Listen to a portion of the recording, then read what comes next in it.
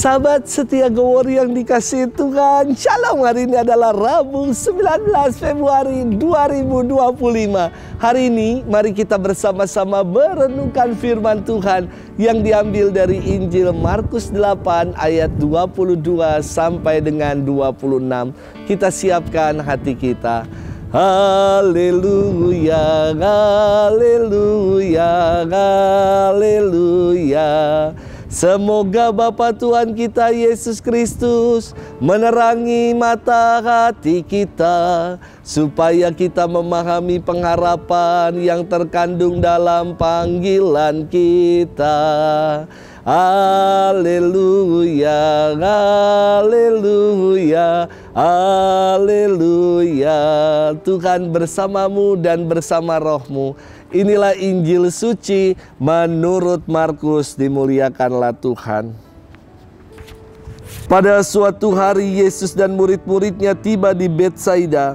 Di situ ada orang membawa kepada Yesus seorang buta dan mereka memohon supaya ia menjamah dia. Yesus lalu memegang tangan orang buta itu dan membawa dia keluar kampung. Lalu ia meludahi mata si buta dan meletakkan tangan ke atasnya. Ia berkata, "Sudahkah kau lihat sesuatu?"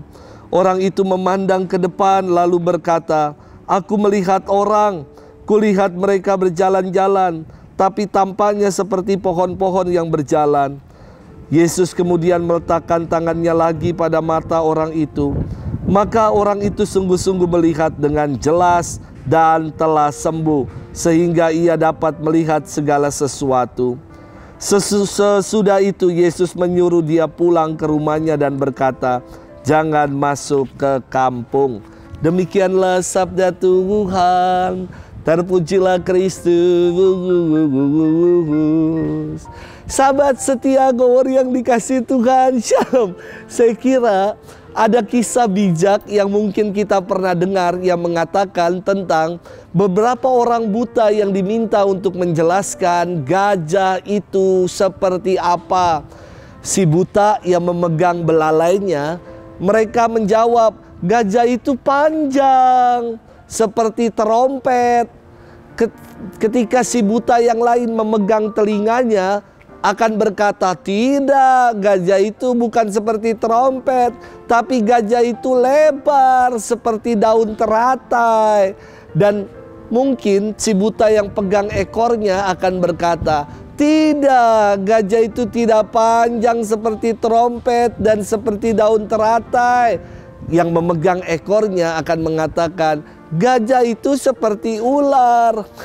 Masing-masing menjelaskan tentang bagian-bagian gajah, bukan gajah secara utuh.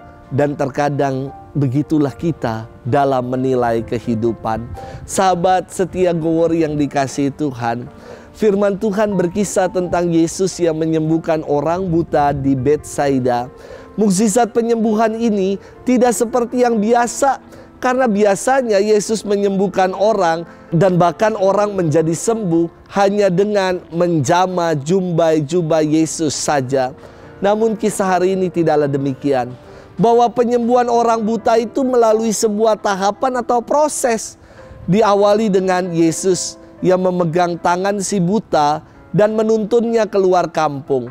Kemudian Yesus meludahi mata si buta itu dan meletakkan tangan atasnya. Dan si buta ini mulai dapat melihat, namun tidak sempurna. Ia melihat orang-orang seperti pohon yang berjalan. Dan kemudian Yesus kembali meletakkan tangan atas orang buta ini. Dan si buta itu akhirnya melihat dengan jelas dan sembuh. Sahabat setia Gowori yang dikasihi Tuhan, terkadang dalam hidup ini kita kan maunya serba cepat.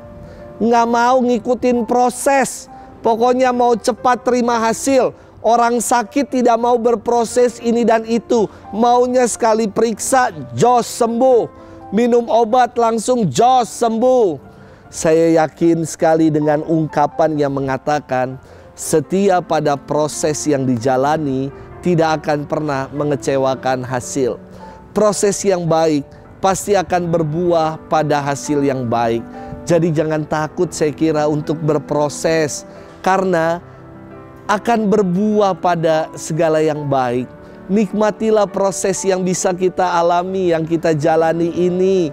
Dan jangan lagi kita mengeluh, sebab tahapan demi tahapan yang kita syukuri, dinamika di dalamnya ada tangan Tuhan, ada campur tangan Tuhan yang bekerja untuk mengaruniakan segala yang baik buat kita.